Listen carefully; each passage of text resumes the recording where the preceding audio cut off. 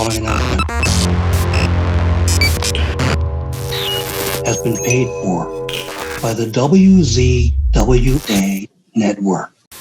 Ladies and gentlemen, welcome to the AEW Dynamite review here on the WZWA Network. I'm one of your hosts, Karlifornia and Jooseyboy. A joy to be with you all once again. And of course, a joy to be with my good friend here, Jooseyboy. How are you, man? I am very well, my friend, and it's been an interesting couple of weeks of AEW programming coming into today's episode, so this should be an interesting review. Indeed, bro. Indeed. I kind of feel like this episode again was kind of like there were some high points and some low points. So this should be an interesting review.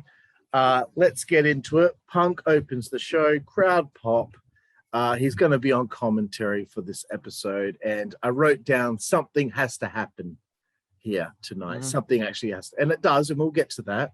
But you know, I'd said like a few weeks ago, people were complaining, oh, it's getting a bit boring. Now he's just coming out and it's this big love in. And yeah, maybe a little bit. It is a little bit, feeling a little bit old, but it's okay. They're building to something.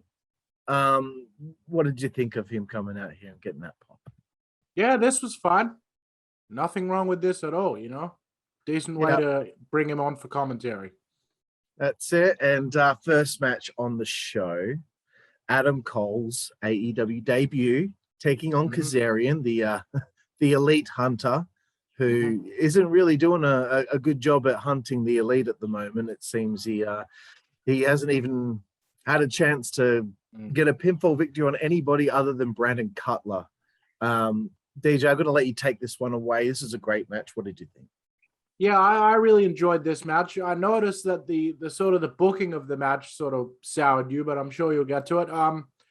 Yeah, look, this was the kind of match that I was expecting. They didn't go too crazy because, you know, it's not a pay-per-view match or anything like that. But, you know, this was a great, solid first TV outing for Adam Cole. He looked like he was in good shape. Frankie Kazarian as well looked like he was in tremendous shape. He was firing on all cylinders as well. B+, solid opener, although I kind of agree with you that another opponent besides Kazarian might have been more appropriate for this first match. Yeah, I just worry that Kazarian's going to become like the welcoming committee for AEW. You know, he was the one that took Christian's, you know, first win. So Kazarian, again, he's supposed to be the elite hunter, right? I want to see him do something here that really gets that over. He needs to do something in the next few weeks. He can't just be having this little gimmick and it not actually come to fruition that he does something that has some sort of impact. So, and I had some arguments last night on Twitter, and look, I completely get it. Adam Cole should win his first match in AEW, but just from this kind of booking standpoint, wouldn't it just be interesting just for once where like it's not the fairy tale beginning for somebody and they slip on a banana peel and something happens which might lead to a rematch where Cole does beat Kazarian. I just think Kazarian, yes, he's later on into his career right now, but you watch the match right here, you don't notice that he's still extremely good at what he does. He can still work at a high level. You know, you could see someone like Christopher Daniels a few months back. He's starting to lose the ability that he once had because he is getting older and the bumps probably have taken their toll on him. But I feel offended by the notion that Kazarian should be settled into a spot at this point in his career just because AEW marks have pre-come over Adam Cole and the Elite. I just think it's still important for people at this point in their career to still be a threat, still be capable of that kind of thing. You know what I mean? Credibility. Yeah, I don't want him to just be just, you know, the guy that puts over the guys coming in. And we both audibly laughed out loud over Excalibur going, oh, the Ushigoroshi. Fuck, man. Just call it whatever just call it whatever the English word is. Like him and his fucking names, like I get it, but it comes across kind of nerdy. Wasn't too happy on Kaz losing clean to a heel, but what of it? Apparently now it's setting up a man tag with the Bucks and Christian and the Jurassic Express in a few weeks, but whatever. It is what it is. It's just again, I don't like when things are so safe, and I feel like AEW fans just want everything to be safe, and they don't want unpredictability sometimes, and that's what I felt in my little arguments last night on Twitter with some people. Like that's just me. Okay, we have a little promo. Butcher and the Blade, who haven't teamed in months, are getting a title shot on Rampage against the Lucha Brothers. I thought rankings meant something in AEW. If they're not gonna like keep to that, then they should just stop mentioning it. I like win-loss records. I think that's important. But DJ, what do you think about having a tag team get a title shot without having actually beaten anyone in quite some time? Yeah, the promo itself was quite good. I'd probably give it a C+. Decent promo in a vacuum. The booking and the logic behind it, I do not understand. But if this is something they want to do, I'm not going to be opposed to seeing Butcher and Blade have a title shot, even if it doesn't really make much sense. Yeah, I'm not offended by it, but I've got to nitpick these things. I like Butcher and the Blade, and I think by now they should have already been AEW Tag Team Champions because they got the look that I enjoy. Moving forward, bro.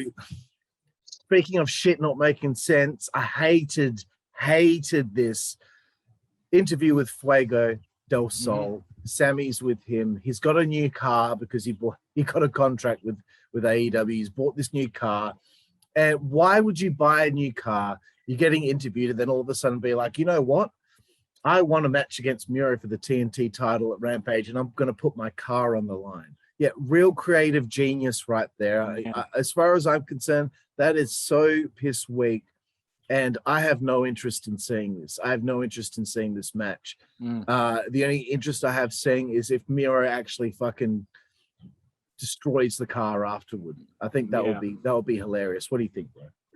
Yeah, like this didn't make much sense. I mean, I don't know why you'd willingly give your car away because it is likely that Miro is going to smash the fuck out of him again for the second time.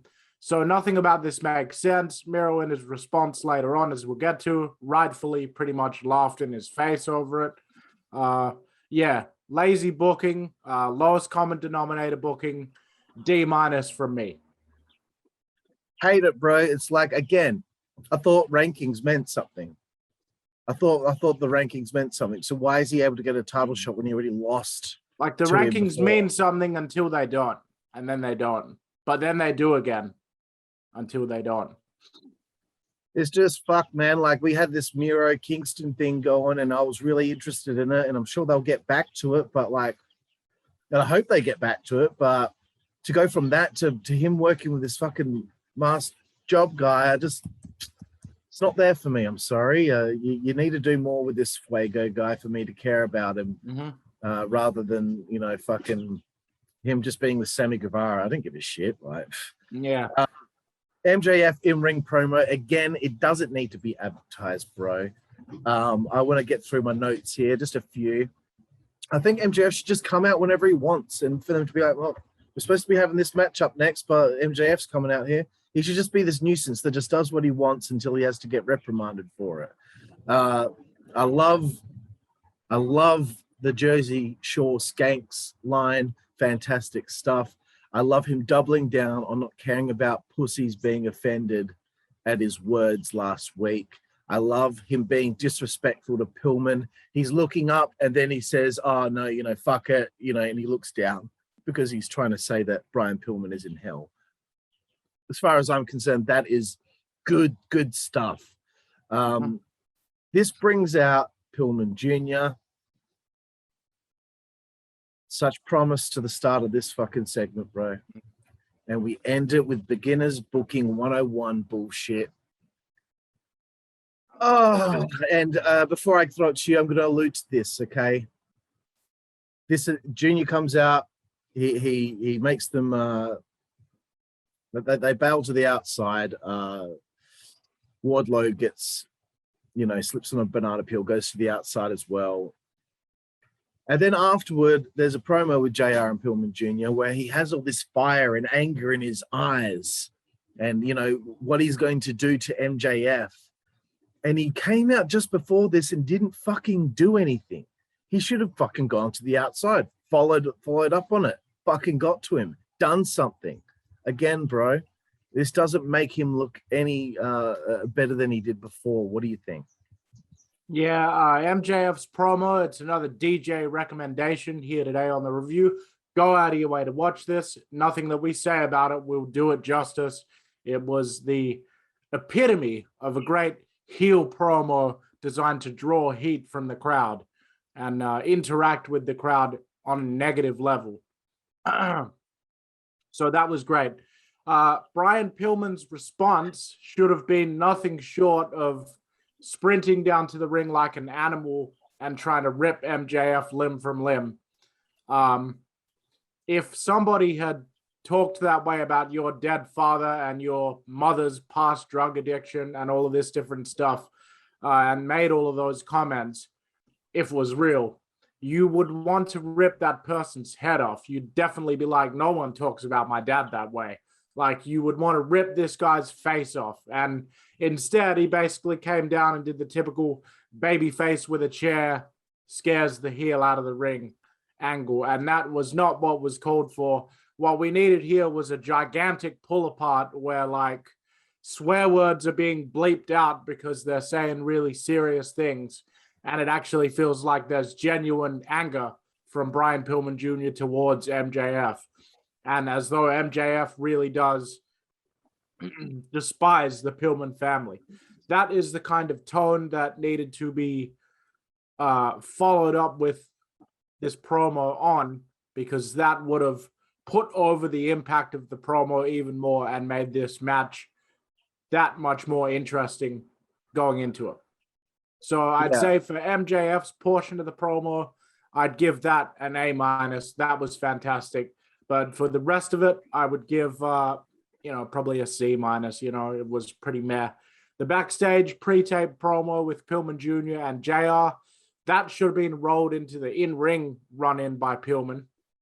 Pillman should have run in, fought MJF off. MJF runs away because he's a coward. And then Pillman should have screamed what he said in that pre-tape promo into the mic. And then we would have had a winning segment here. But as it was, they kind of dropped the ball with Pillman's reaction. Yeah, it's just like that. I think sometimes with this booking, bro, they need to think bigger, bigger.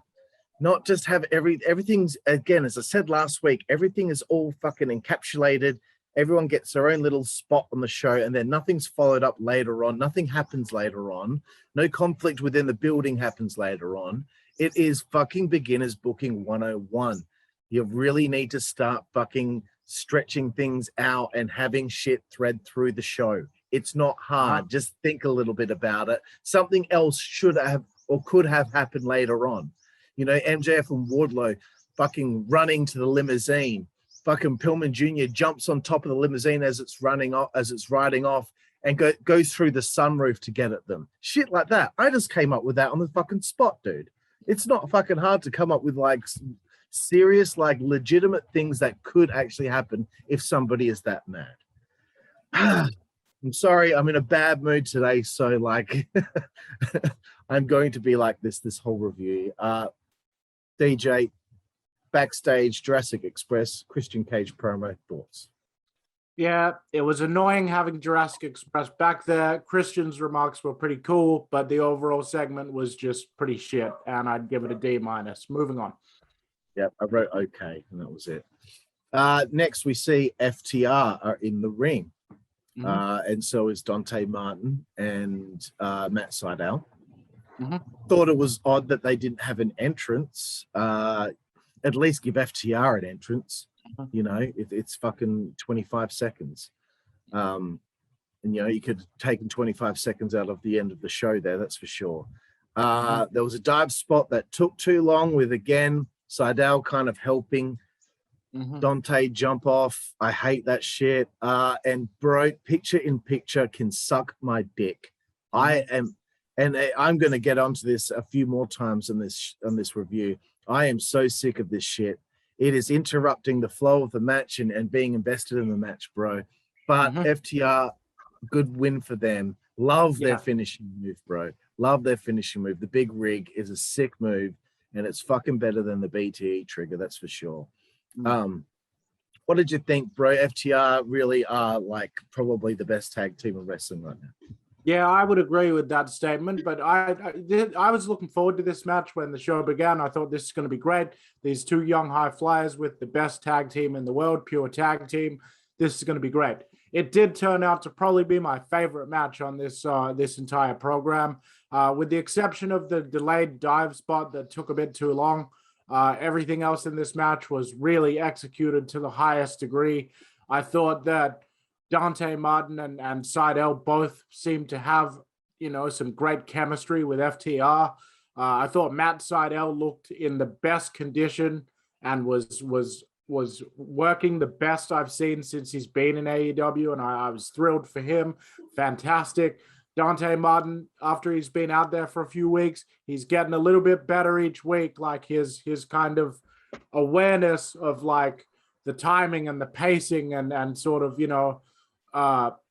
being in the right place at the right time is improving incrementally each time that we see him. And again, spectacular athlete. I thought that FTR did a great job showcasing both these guys, but especially young Dante Martin. I'm going to give this match a B+. I really enjoyed it. Lovely, bro. And in this picture-in-picture bullshit, we got a little advert for Rhodes to the Top. And I love looking at this, bro, because this is just exposing how fucking dull this is going to be, okay? They show shots of Brandy. She's pregnant, and she's being an asset to the company with her ideas. Ladies like to have a lot of lighting on them. Oh, she's obviously, she's a real thinker. She's got some great ideas, even though a lot of the things that we actually end up seeing executed on Dynamite with the Nightmare Collective, which was shoved away pretty quickly. And of course this promo she had where she threw water in Shaq's face over nothing goes to show that I don't think she really has much of a clue. And of course the big part of this advertisement was Cody Rhodes. He's having a hard time installing the baby seat in the car. Man, champagne television, DJ, champagne television. And the comment where he said, "Great, my back's shot," man. I was rolling on the floor laughing from how absolutely entertaining this is going to be, bro. What do you reckon? Brandy Rhodes pretty much comes across like a villain from Bold and the Beautiful. Like, yes, they all think that they own AEW, but it is my kingdom. I am the queen of AEW. Me. No, but honestly, I could not give less of a fuck about that show's existence. Bro, I'm telling you, I would rather Bold and the Beautiful booking over some of the stuff that we've been seeing. Lance Archer makes a little promo. Him and Mr. Suzuki, obviously they were a tag team, and they're angry at Moxley for some reason because his entrance got cut off or some shit.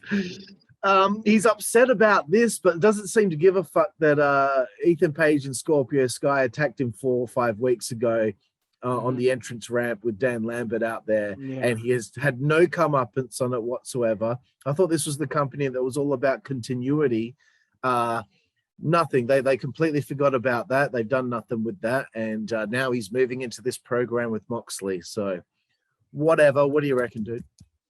Yeah, I this was actually okay in execution. In a vacuum, it's probably about a C-, but it came a little out of nowhere. But at the same time, I'm kind of curious to see how the match will turn out. So that's something. Yeah, whatever. Malakai Black makes his entrance. Awesome, man. Awesome. But again, here comes beginner's booking 101. He says like 2 sentences. Surely he had something in mind to say when he went out there, but obviously he was distracted by the fact that Rosario Dawson had a Nightmare Family jumper on.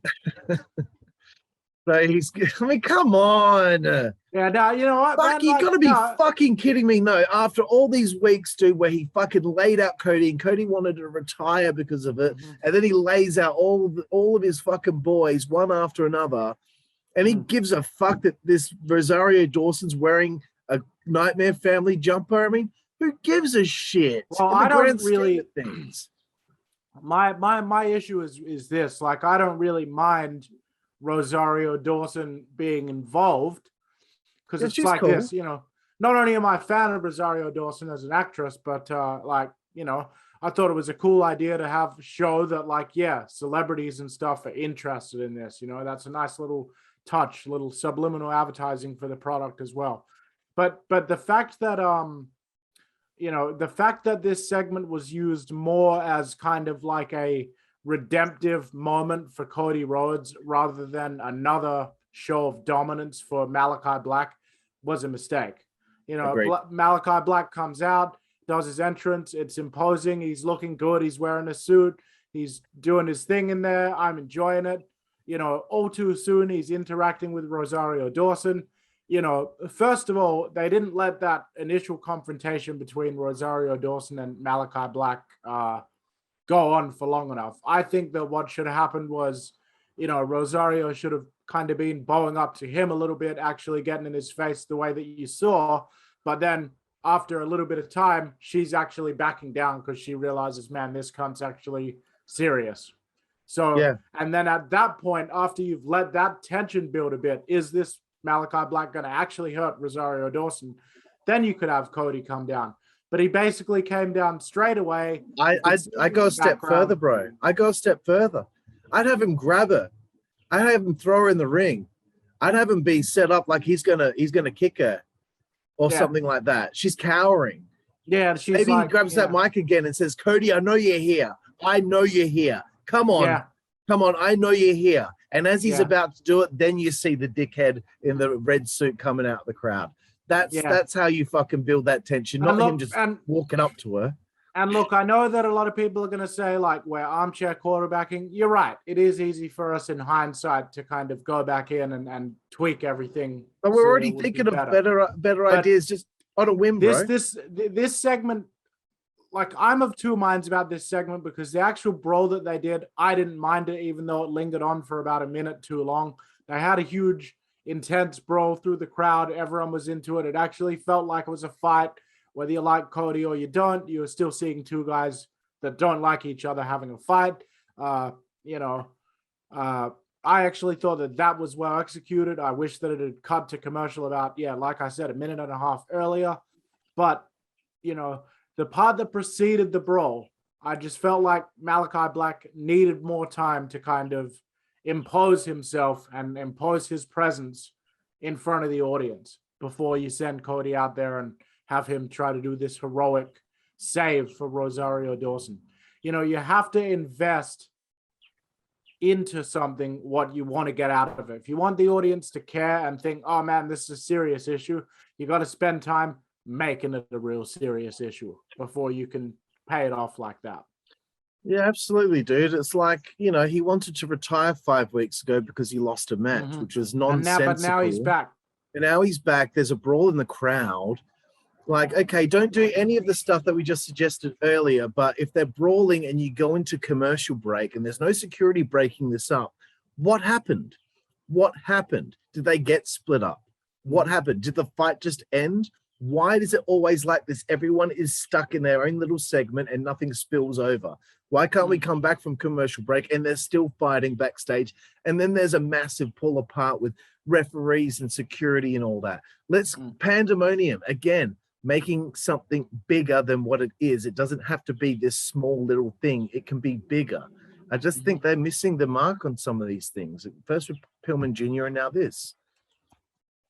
Fuck. Yeah. Anyway, there's a Bunny and a Jade promo. Cool. There's now 2 pre-existing issues in the female division, although we had no Britt Baker on this show, which was a shame. No follow-up either with Ruby Soho and her. I think something should have happened. Then there's a thing with the Dark Order. Is it Alex Grayson? Is that his? No, that's Stu Grayson. Who's this Alex guy? I forgot the guy's last name now, but not his acting skills aren't very good anyway. I don't know. Yeah, this whole thing, I didn't mind the Anna J Bunny pre-tape, but the Dark Order thing was just trash. Wasn't great.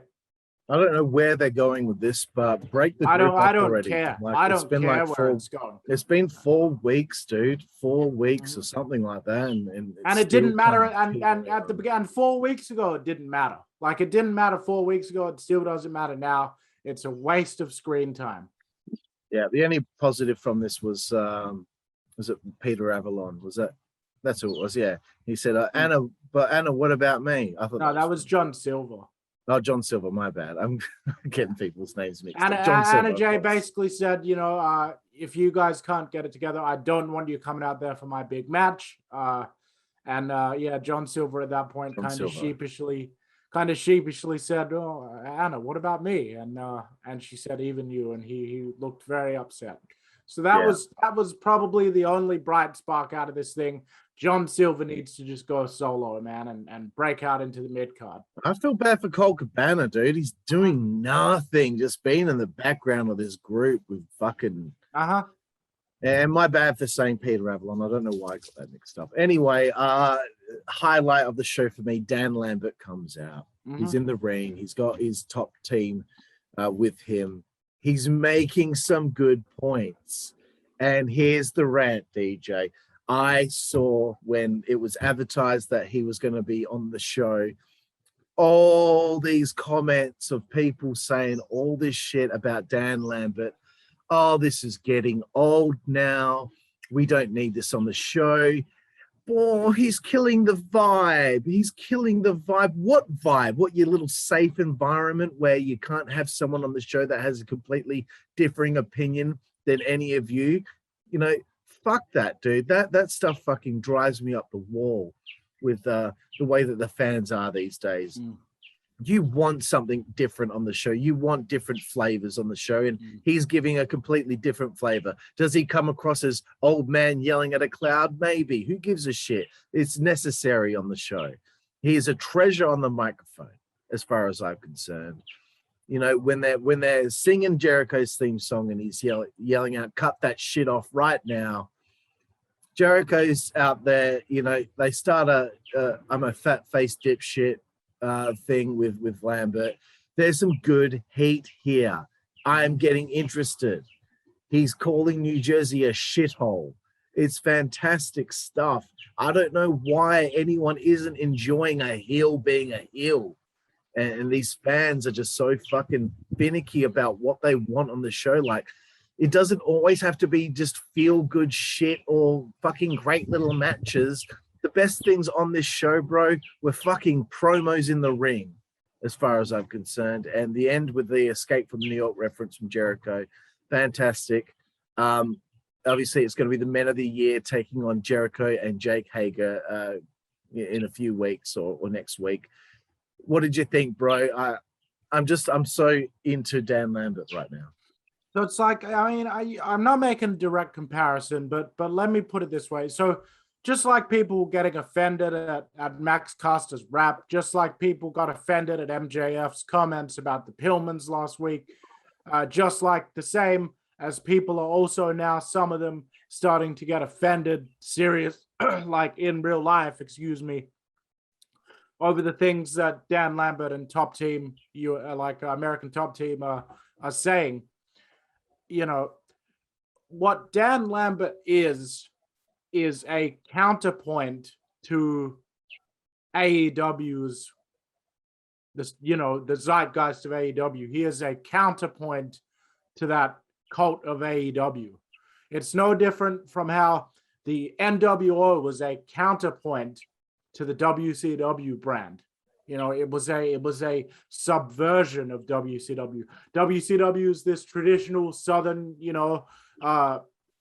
wrestling promotion with like this rich lineage and this vast tapestry of history that's, one of the richest in the history of professional wrestling.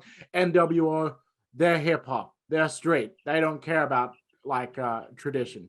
They only care about making money and being famous and hobnobbing with celebrities. And like they were a counterpoint. Dan Lambert and American Top Team are a counterpoint to AEW's main fandom. They are somebody that if you're a resistant fan to AEW, if you're someone that doesn't like that style of wrestling as much, but you still watch it because you're someone that likes to watch everything, then you might be able to get on board and empathize with what Dan Lambert is saying, which I agree with a number of things that he says, and I know you do as well, and then if you don't agree with him, it's just great heat. They're going to have counters in place to retaliate to Dan Lambert. All they're doing right now is Dan Lambert is setting the stage for who he is and what he's about on the show. That is why you're getting so much of Dan Lambert bashing the company, because finally now, as we just saw with Chris Jericho interrupting, now they're starting to, AEW is going to retaliate to Dan Lambert now. So now we're going to see it develop into more of a two-way street as far as the promo work. Surprising that Jericho was the one to actually interrupt and face off with Lambert, but still, the two of them had great chemistry jousting on the mic. I thought that Dan Lambert held his own expertly. He's absolutely got to be one of the best talkers in the wrestling business, period. Certainly in the last 10 years. He's fantastic. I don't care whether you agree with him or not. He knows his stuff. He knows exactly what he's doing. He probably wants you to go online and say that you're offended by what you're hearing. It's probably the desired response that he wants to get out of the audience. That's it. And let me go through some of this, bro. Let me go. I'm on Twitter right now, okay? The latest, I typed in AEW Dan Lambert. Let's look at some of these comments, okay? I want to harp on this for a little bit. I know we don't want to do this too long, but okay. At Toy Spotting, 2 minutes ago, it's crazy how much I enjoy AEW. That Dan Lambert guy sucks, but so does Jericho and Jack Swagger. So I just fast forwarded that whole segment, and the rest is A+ stuff. Kevin Edward Grant Wakeham said they didn't need the Dan Lambert segment. They could have put another women's match in there instead. Stupid. Another guy. Honestly, man, Dan Lambert did nothing for Impact Wrestling. Is doing nothing for AEW. Need to cut ties. What? Yeah, Are dude. you out of your... All right. Hang on. This is. I'm not done. No, I'm not done. Hang on. All right. I love AEW. It's ignited a proper wrestling passion again, but as a gay man and with the amount of inclusivity on that roster, this Dan Lambert Jericho shit is so 20 years ago, it's unreal. I expect better from the company. Are you fucking kidding me? I swear Dan Lambert is the cornet proxy for AEW to return fire at, and I love it. Thank you, Chris Young, aka Rudo Rampage. You get it. That's what it's about. Andrew Costa, I agree with everything that from Dan Lambert's promo tonight, hashtag AEW Dynamite, okay? There's MJF heat, and then there's Dan Lambert heat. MJF is a super fucking talented wrestler on the mic, whilst Lambert is a bucker, to put it lightly. Fuck you, Lisa Michalek. You don't know what the fuck you're talking about. He's fucking fantastic. Yeah. Listen, look, there's a whole bunch of this shit. There are fans out there that agree with some of what they're hearing from Dan Lambert. I'm not the kind of person that I'm not against inclusivity and safe spaces and all that shit in any way, but I do agree with the stuff that Dan Lambert says about the actual wrestling product itself.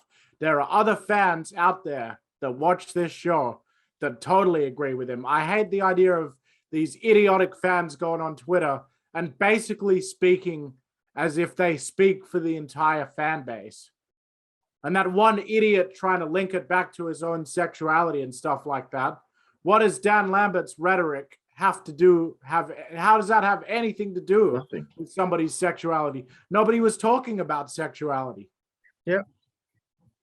That's ridiculous. That is a ridiculous fucking point of view to come. What a ridiculous reason to say that you don't like something on a show. Oh, that was so 20 years ago. How? Like, how was that 20 years ago?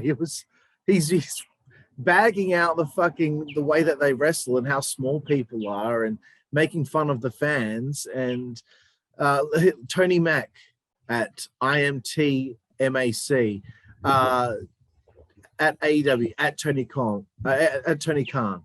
No more Dan Lambert, please. He ruined the whole segment. Let official ego do it. He can talk way better. No, he can't. And then Dan Jake Lambert's Bravado says Dan Lambert may or may not be the best thing going on AEW right now. So some people get it, bro. I'm going to get away from Twitter now. Some people get it and some don't, okay? Mm-hmm. And the ones that don't, they need to fucking understand what wrestling is, okay? And as you had already alluded to it, bro, him doing this, I bet you he's such a professional that even though he has these views, he knows that the comeuppance will come one day where he's going to get laid the fuck out. I bet he doesn't even really believe everything that he says. I'm sure he enjoys plenty about like what he sees on. I'm sure he appreciates athleticism and, you know, stuff like that. I'm sure he has no issue with it at all. You got to remember, even if it's an extension of him, his real self, guys, it's a character. He's the villain. You know, the fans are working themselves into a shoot, aren't they? Yeah. Yeah. How you can say he's terrible and he's a low point on the show is a fucking joke, dude. If he's got you going on Twitter and calling, and literally, by the way, it is absolutely pathetic to tag the multi-millionaire owner of AEW in a tweet as if he's going to sit down and personally read your fucking tweet. Like, that is the most egotistical thing I can think of.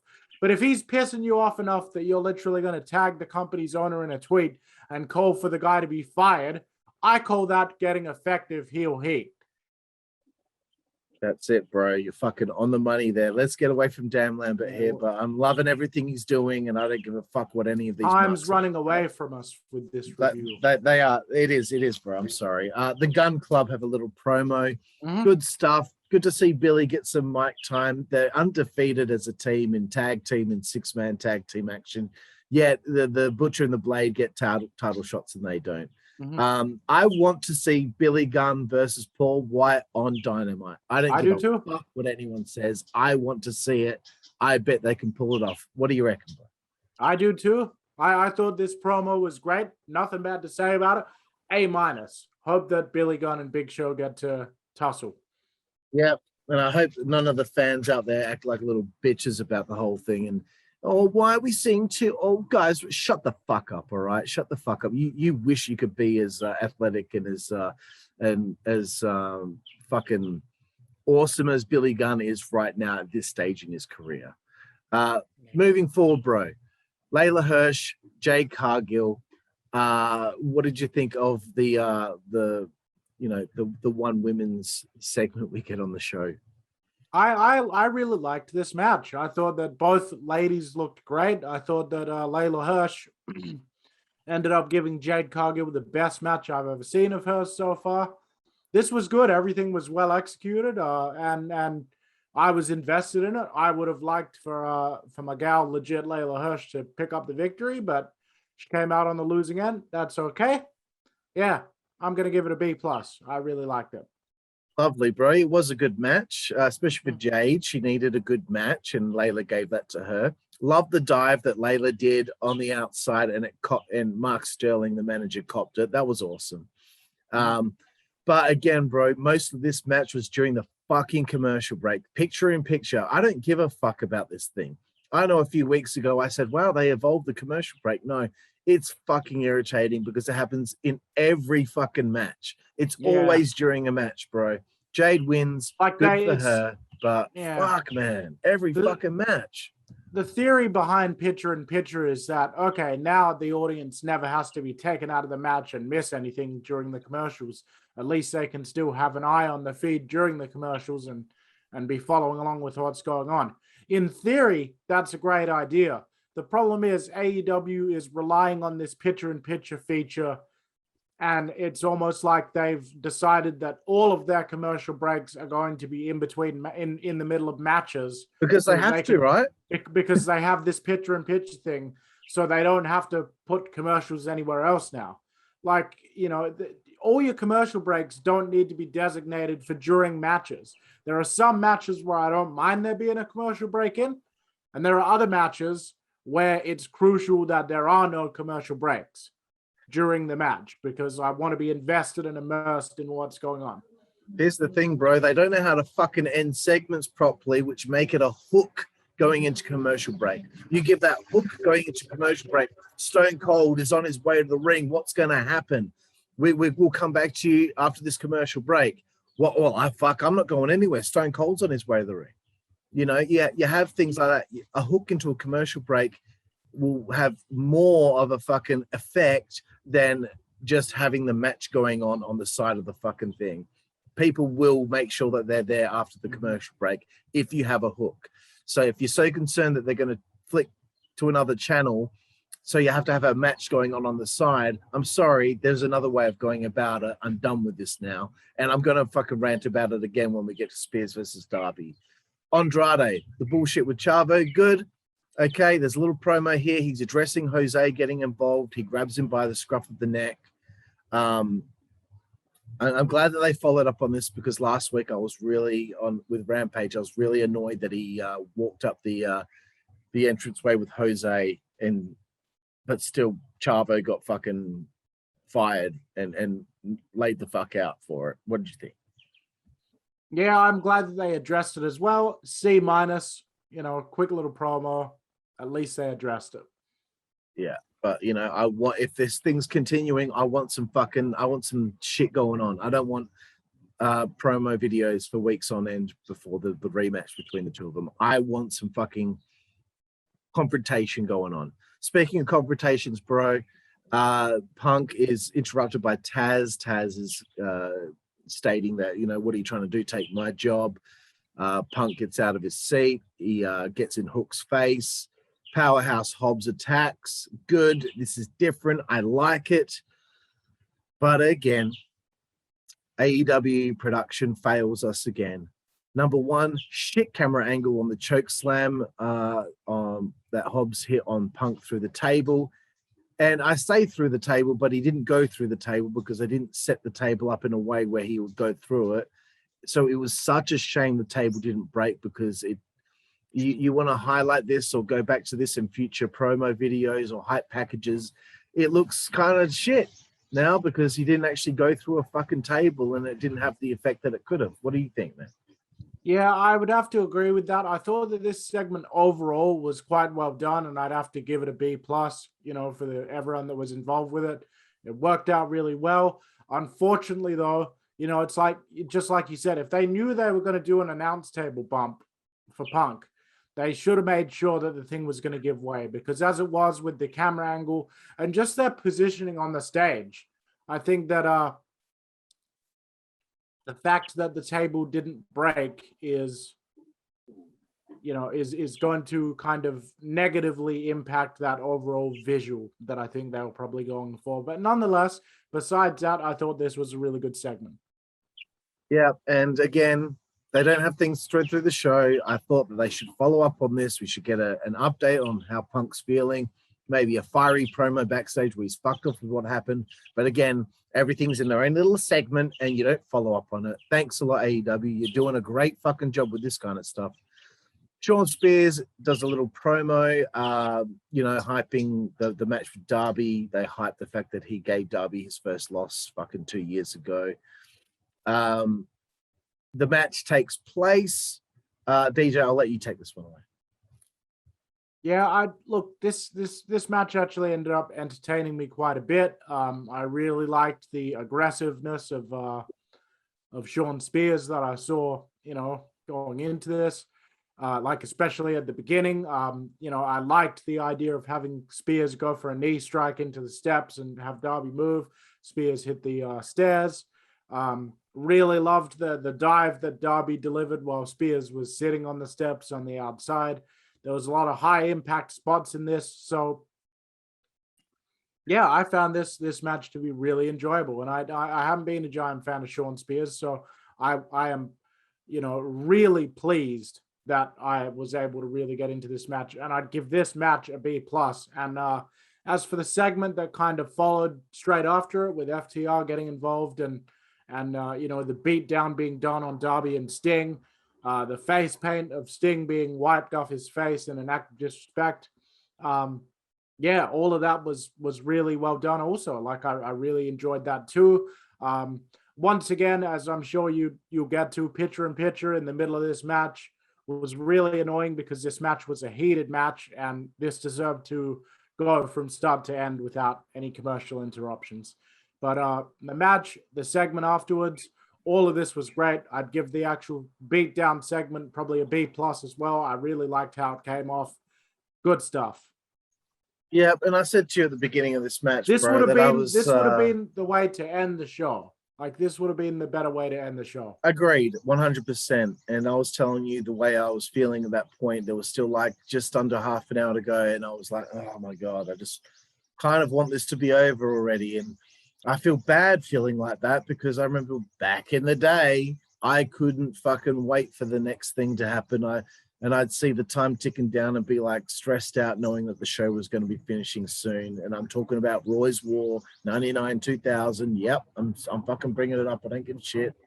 And with this show, though, I'm just like, God damn, like, I just want to get this over and done with already. And I shouldn't feel that way. And I don't want to feel that way. I'm telling you all, I'm not hate watching this. I want to like this, but fuck, they could do so much more. So that's just how I was feeling, and you told me to bring it up on the show, so I did. I love the shenanigans on the outside of the ring. I was actually getting invested in the match, and then we go to commercial break. And I wrote in capital locks on my fucking notes, I'm trying to be invested in the fucking match. I'm actually interested, and this just fucking takes it out for me. I hate this shit. The dive spot, fantastic. Darby wins, of course. We knew that was coming, the foregone conclusion. Love the attack after the match. This is what I asked for. Tully hit Sting with a chair, and the reaction from him was just absolute gold. Love the spike pile driver on Sting. You know, we know of his neck issues in the past. This is great stuff. FTR protected him, made him look good. In this spot, you know, and it looked dangerous, but at the same time, he was completely safe. I wrote, okay, now I feel happy because there's some heat. They've wiped off the face paint, and I wrote the Pinnacle is sick. You know, this should be the number one heel stable in the company as far as I'm concerned, and they will be at some point. Moving forward. A Bryan Danielson promo, which then leads into Tony Schiavone's in the ring. He calls out Bryan Danielson. His nameplate says Wrestling Observer Hall of Famer. It's just like, who fucking cares? Shit. Who gives a shit about the Wrestling Observer Hall of Fame? Shut the fuck up. Don Callis comes out. He's over as a heel now. The crowd is like, fuck me dead, but it's good heat. Loved what he said when he said, just a mark like all of these people. Bryan again saying, shut up, you piece of shit, big pop. The best segments on this show have been, guess what? Talking segments, the talking part. Things haven't been ending on the right note with some of these segments, but at least this one really seemed to work quite well. And I thought that Bryan talked me into being excited for the match. What did you think, man? I would not agree with that assessment myself. I thought this whole thing came off flat. You know, I thought the entire promo for me just felt real milquetoast and you know, and really kind of uninteresting. It was like the wrestling equivalent of a tube of toothpaste. And yeah, I'm excited to actually see the match in ring, but this did nothing for me. I'd actually go so far as to give it a D-. Fair enough, bro. We can't always agree on everything. I liked what Bryan said. Maybe I wasn't too chuffed with Kenny's, you know, response. I kind of felt like he could have come at it from a different angle and maybe told Don to shut up and make it seem like this is personal. What he's just said, this is making it personal. You know, you really think you can beat me? Okay, all right. Okay, you know what? I don't need any of these guys. I can beat you. Miro accepts the challenge for Fuego del Sol. Whatever. Let's move forward from that. Matt Hardy cuts a promo. Again, just continuing this shit going on with Orange Cassidy. And to any fan out there that thinks, oh, this has gone on too long, shut the fuck up. They're getting to the end of it, okay? You can't just blow your load on a fucking... Cassidy can only benefit from working with a guy like Matt Hardy. Yeah, And you know, a rematch is needed at this point. Okay. We get to the end of the show here, bro. I'm gonna let you take this one. Kingston and Moxley against 2.0. Well, actually, you know, I kind of enjoyed the fact that this this match felt really short and sweet. And you know, I actually thought that both teams did quite well. I'm really not a huge fan of John Moxley. You know, I'm just not. I just find what he's doing to be you know, I just find it to be boring. Like that, I don't like using that word because I feel like it's such a oversimplification of my feelings. But that is just, you know, I just can't seem to get interested in it the way that I used to be interested in Dean Ambrose. There's something about what he's doing that's not working for me. But overall, the match itself, the segment itself, I thought that this was fine. I'd give this whole thing a C+. Yeah, I agree with those sentiments, bro. I am so fucking bored with John Moxley right now. Something needs to change with him because it's like it's potato soup for me. You know, this thing with them in 2.0 was like several weeks ago, and we're coming back to it to main event this show. Spears versus Darby should have main evented this show, as far as I'm concerned. And again, 2 weeks in a row now, they've main evented with Moxley. I bet you it's not really drawing a good number. You know, I don't know the numbers, but I'd love to see if it's dipping at the end of the show because I just don't think that these foregone conclusion matches like this should main event a show. At least with Spears and Darby, I wasn't sure who was going to win, but 2.0 aren't going to get a win over Moxley and Kingston. And I was excited for Kingston to be going after Miro. And now he's dragged back into the program that they were doing beforehand. So again, the picture-in-picture, doing my fucking head in. When they came back from commercial break, 2.0 screwed up an Irish whip into the corner and the fans chanted, "You fucked up." You know, shut the fuck up, you fucking marks. You know, Jesus Christ, you're not ECW crowd, okay? Stop trying so hard. And I wrote, wow, what a surprise victory. Match ends, bro. Final segment of the show. Again, 2 weeks in a row, they're not going off the air the way that they should. Okay. Minoru Suzuki comes out. We get to hear his theme song play in full because apparently this story is so fucking important to us casual fans out there that we should actually give a flying fuck that, you know, oh, he has this thing where fans chant something in his theme song at a certain point, just like Jericho. Okay. Why should I care about that? I don't have any pretense to knowing that. Yet they make a big deal out of it like it's this big thing. This is not a ratings grab to end the show like this. They ended on a valley again instead of a peak. You know, yeah. They keep ending on valleys when they should be ending on peaks. Exactly. Excalibur's talking about Suzuki Goon. And why am I supposed to give a shit about a tag team that was in New Japan? Like that we've only heard about just now. Yeah, just now. Apparently, we're supposed to care and be invested. And as you said, this did not have a frenzied feel. And as I wrote, this isn't pandemonium. You want to go off the show hot in the right way? Guess how I would have done it, bro? I would have had Suzuki pile drive him through that fucking table and have us go off the air like that. Not with them just brawling through the crowd and it be such a boring end to the show that the commentators aren't even talking about what's going on right now. Like they're fighting. JR's like, okay, good night, everybody. Like he should be like, my God, I can't believe this brawl's taking place and it's going through the crowd right now. Oh, we're going to go off the air. What's going to happen? You know, even that didn't get the fucking send off it needed, bro. So they did that last week as well. They just ended with Moxley in the crowd and it was just, the camera was just lingering on him instead of actually attempting to finish the show on a hot point.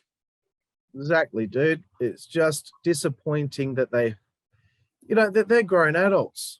They've been doing this for a while. Tony's been doing this for a while now. He's got wrestling people around him. Moxley's probably going to be talking to him about this segment.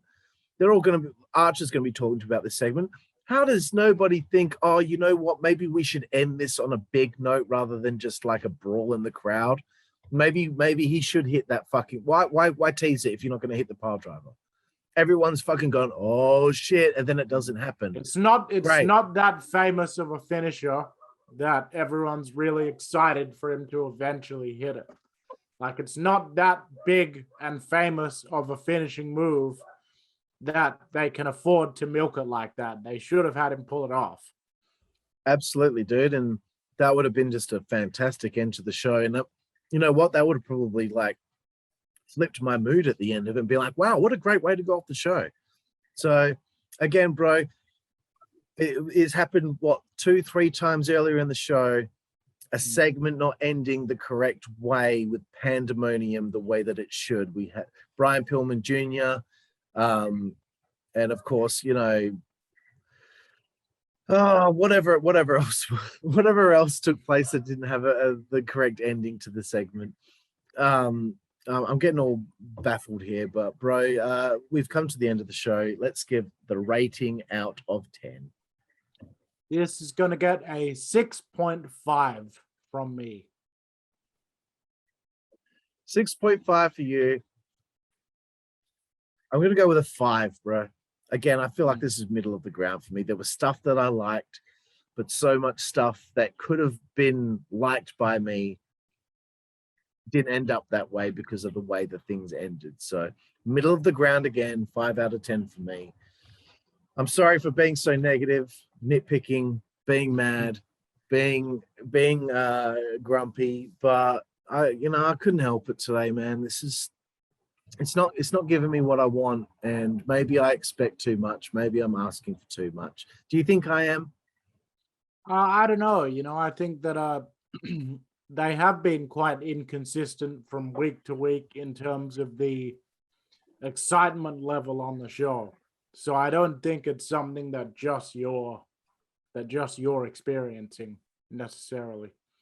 Because you and I have experience doing booking and stuff like that. So like, because of that experience, and you put your head in the mindset, you put your booker hat on, and you look at these things objectively, and you know that something could have been bigger than it was, right? You can see it, and you can come up with ideas on the spot, like we've done all this review, and we're still not. It's just not there for me yet, and I don't know where we're gonna go from here, bro. Like we'll obviously keep reviewing Dynamite, but you know, Rampage, I'm gonna give it one more chance, dude. I'm gonna give it one more chance. I have other things that I can do on a Saturday rather than watch this and, you know, take time out of my day. So we'll see how it goes. We'll watch this Grand Slam edition in not this week, but next week, and see how we go. But Jooseyboy, thank you so much for taking the time again today. Again, please tell everyone where they can find you. Of course, you can find me on Twitch, Twitter, Facebook, and on the WCWA network. And my handle is @Jooseyboy. That is JOOSEYBOY @Jooseyboy. All one word, no caps, no spaces. Thank you very much. Yep, and you can find me on Twitter @Karlifornia WCWA, KARLIFORNIA WCWA, WCWA Network on Twitch TV /WCWA Network. Type in WCWA Network for Instagram, TikTok, Twitter, and Facebook. And obviously, you're on the YouTube right now. If you're watching this, please subscribe. We want to get to 1,000 subscribers, you know, in the next year. So that would be nice. Again, Jooseyboy, thank you so much for your time today. And no problem. My pleasure as always. And thank you everyone out there for watching the AEW Dynamite review here on the WCWA Network. And we'll see you down the road. We will see you down the road. Thank you. See you down the road. Bye. See you down the road. Thank you. Bye. Bye, guys. See you down the road. All right, bro. I'll talk to you in a bit. All right, bro.